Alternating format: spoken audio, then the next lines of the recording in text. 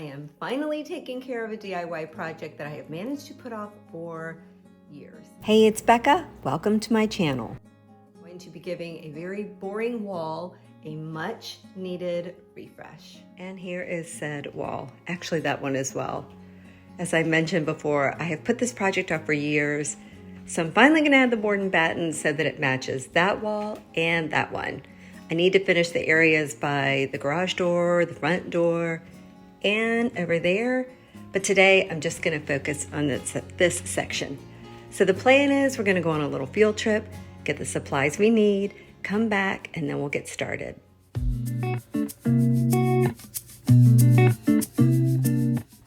Here in Northern Virginia, it is very rare that you have a traffic-free trip to run errands. So I'm just going to appreciate this quiet, scenic view.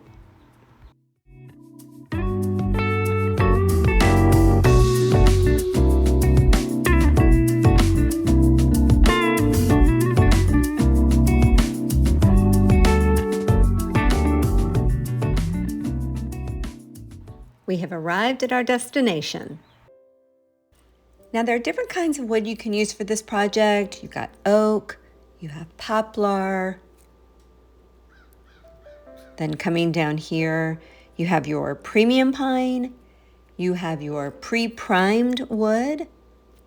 And then if I swing you over to the other side, you have this other pine, which while I've used these boards for other projects, I'm not a fan of using them for the board and batten because of their rough texture. See that? And the knots in them. You have to do a lot of filling and sanding to give them a really smooth texture. Now these boards are really good too, but again, they have the knots that you have to fill and sand, and it's just pretty time consuming. Now, if I'm not going to use the pre-primed wood, my favorite is the premium pine. It has a really smooth texture. It's ready for painting. And for this project, I'll be using 1x6 boards, 1x4, 1x3, and 1x2. And the good news is in the last few weeks, the prices of lumber have dropped again. So this is a really good time to do this project if you have been thinking about something like this.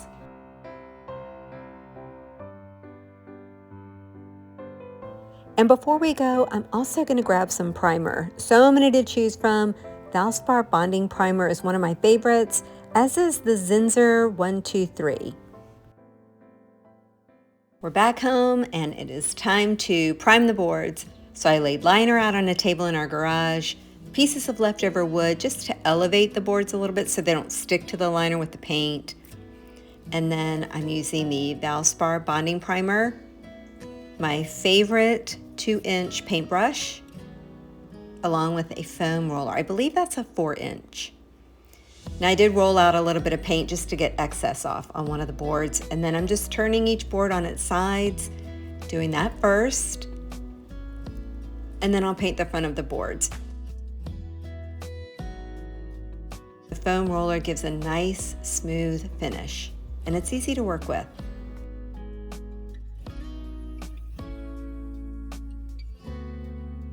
Ignore my little lovely setup, but my first cut is going to be on my long board.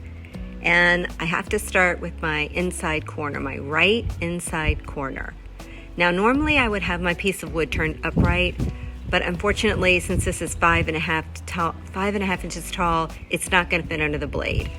So I've turned it flat, and thankfully this miter saw has an option where I can do my cut.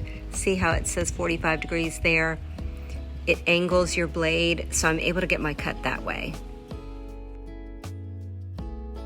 Now that I got my right inside cut done, I need to have a left outside cut made on that same board. So to achieve that, I have to flip the board over, doing the same method that I just did before. So here you can see I have my right inside cut done.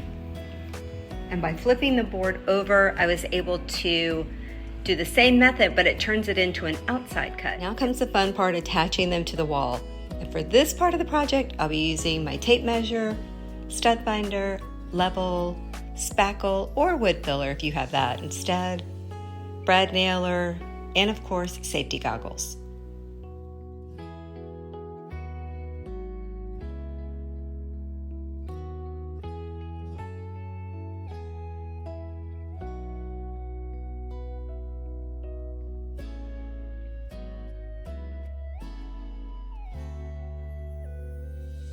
First board is up, so I can breathe a little sigh of relief.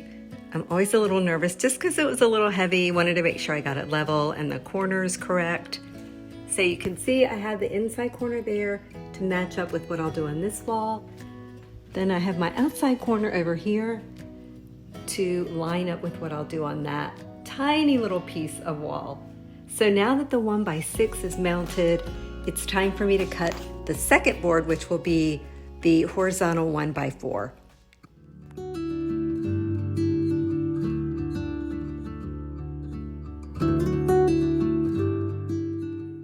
Second step is done and the 1x4 is mounted, thankfully level, and the corners line up. So now it's time to cut my vertical battens. I'll be using 1x3s, and a lot of times when people do that, they will, because their battens will hang out over their baseboards, they'll pop their baseboards off and add different baseboard that's thicker. Now, in the interest of time and money, I have no interest in doing that. So what I like to do is I will cut the end of my 1x3s at a 45-degree angle. So visually, it kind of tricks your brain a little bit to making it appear as your battens don't hang over your base molding. Now, because I have the two boards going horizontally, I can't have just one board going vertically. I have to cut my battens so that it fits this area here and that area there.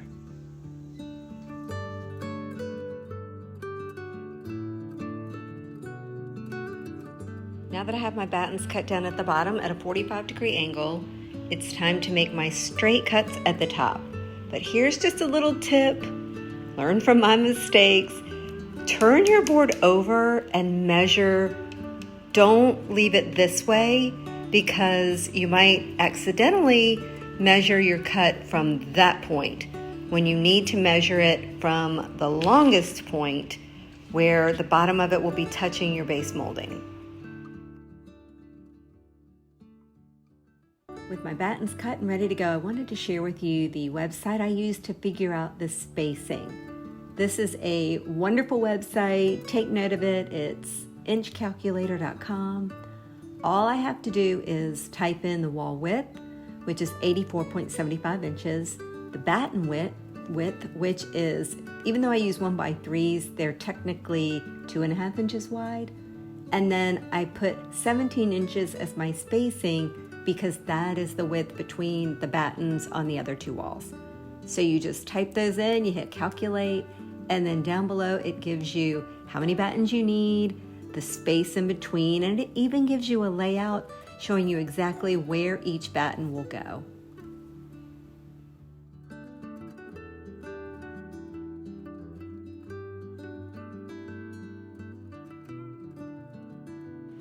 Lower battens are in place. Now I just have to cut and mount the upper portions, which thankfully those will be quick, easy cuts.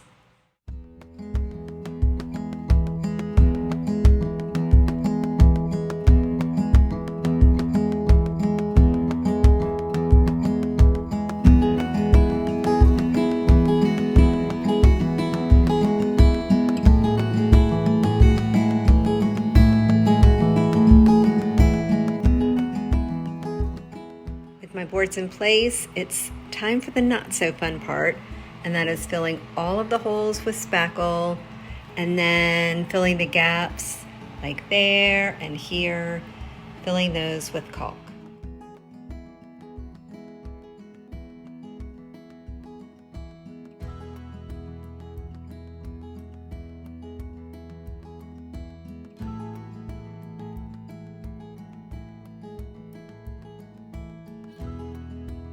With the caulking and spackle dry, I sanded it just a little bit with a 220 grit and can finally paint using my 2-inch sash brush and my 4-inch foam roller.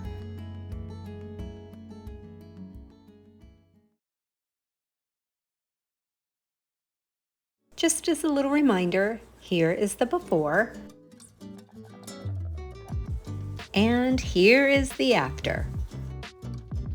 And while I'm tempted to leave it just like this, I'm gonna go grab one little item just to see what it looks like.